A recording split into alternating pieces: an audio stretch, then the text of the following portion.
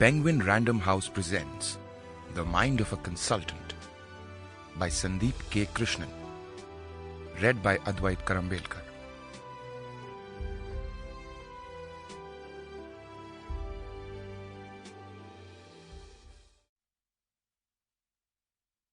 To my wife, Dr. Dhanya Sandeep, and daughters, Isha and Ekta. With heartfelt gratitude to my parents, Professor K. Krishnan and Shyamala T.C., and brother, Dr. Sudeep K. Krishnan.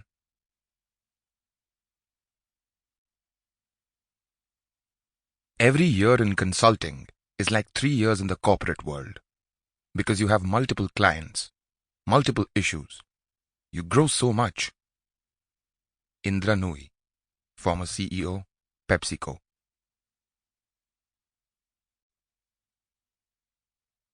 Introduction. Exciting. That's the word I would use to describe the life of a management consultant. It's definitely a demanding profession, one that many aspire to, many participate in, many quit, and only some thrive in. Demanding clients, exciting problems to solve, and a challenging work schedule. A consultant's life is never boring.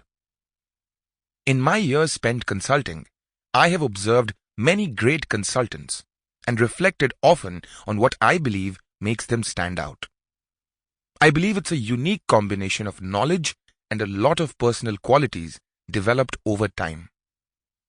You'll observe these reflections in many chapters of this book.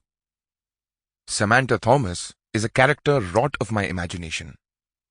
She's the epitome of a consultant, a woman of substance who learns how to handle both her tribulations and successes with equal ease. This is her journey, and the journey of many consultants who chose to tread this path of excellence in the consulting field. This book is not just for the Samanta Thomases of the professional world, though. The insights and lessons she learns on her journey of professional growth are universal. These can help any professional experience a fruitful career. Current and aspiring consultants will find it a reflection of the workings of their own firms and how it provides a bird's eye view of their work ecosystems. This book will provide other business professionals with key skills that will help them excel in their respective fields. As you listen to this book, I encourage you to reflect on your strengths and areas of opportunity. Your two options are to work on yourself and become the best you can be, or look back on your failures and cry over spilt milk. As Robert T. Kiyosaki, author of Rich Dad, Poor Dad, said, "Winners are not afraid of losing, but losers are. Failure is part of the process of success.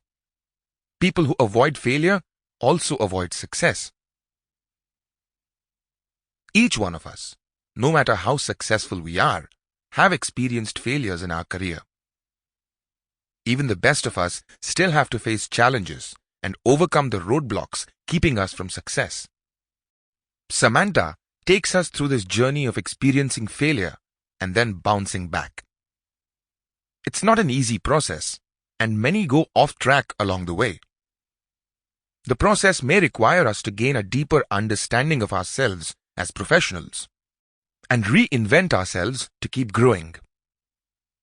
The goal of this book is to help clarify our objectives and refocus for greater success. I present some of the critical skills needed to develop a great consulting mind. While the book covers serious career and consulting skills, which tend to be technical in nature, I opted to use a storytelling style as my framework to convey my concepts and teachings. Samanta's journey isn't far from the reality many in management consulting face every day. I have used creative license to make the story interesting for you, the listener, but have done my best to stay as close to real life as possible and provide you with insight into the business and consulting world.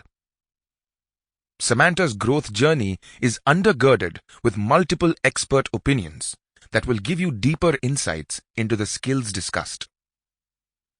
Some of the core skills I cover, such as critical thinking, analytical skills, communication and presentation skills, and problem solving, are foundational to any professional.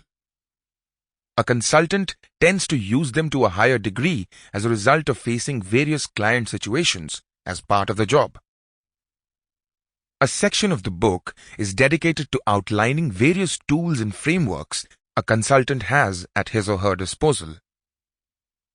I believe financial analysis and the ability to understand a business from the finance side is helpful in gaining a broader perspective of the company.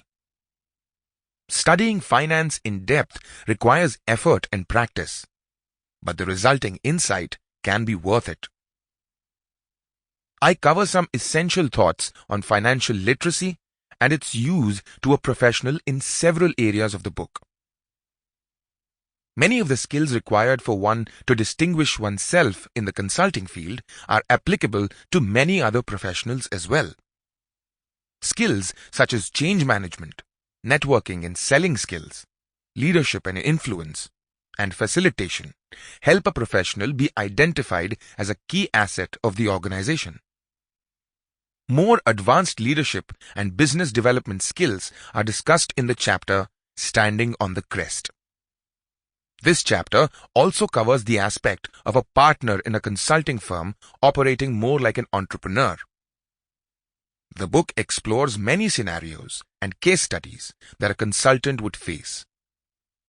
The case studies and lessons that can be learned from them are as close as possible to reality. I encourage you to reflect on the situations presented and develop your own answers to them. I believe the book will help you in this reflection process.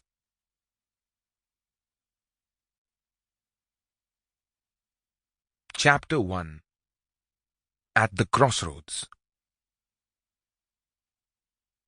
Samanta Thomas rose from her chair as the meeting ended. Her team followed suit. The rest of the chairs were occupied by the board of directors and the top team of a large financial services firm, their client in this project. Samanta folded her arms and took a deep breath. The meeting had been stormy, to say the least. The epilogue to an organization transformation project she had been leading. The project involved a lot of strategic changes and aimed at preparing the organization for the future. In the 3 years that she had taken over as the director of consulting for the banking and financial industry practice at Pinnacle, she had never been in a situation like this. Nearly all of her recommendations had been shot down by the client after the first hadn't been received well. An avalanche, as they'd say in the firm. The tension had become so thick by the end of the meeting that 2 of the principal consultants and a junior analyst hadn't even been able to look at her. Ram, the director of strategy for the financial services firm, beckoned to her. She and her team followed him into the guest room, the rest of her team crowding in behind her. She took a seat and leaned back in the chair. The meeting could have gone a whole lot better. She was grateful that Ram had been there, though. A tenured employee with the financial services firm, he had been an amazing partner throughout the whole assignment. He had a lot at stake in this presentation too. His board had pinned their hopes on this project, and the organization had invested more than $2 million in this assignment. Samanta let out the breath she didn't know she was holding. She and her team had done their best. They'd done extensive research, picked the brains of key stakeholders, and then presented their recommendations, after doing multiple rounds of iterations with Ram. She'd entered the meeting with such confidence. She had thought it would be a breeze to pass the recommendations with the top management and get things moving. But instead, there was an avalanche. Samanta was lost in her thoughts. She replayed the meeting over and over in her mind. Finally, she Sample complete. Ready to continue?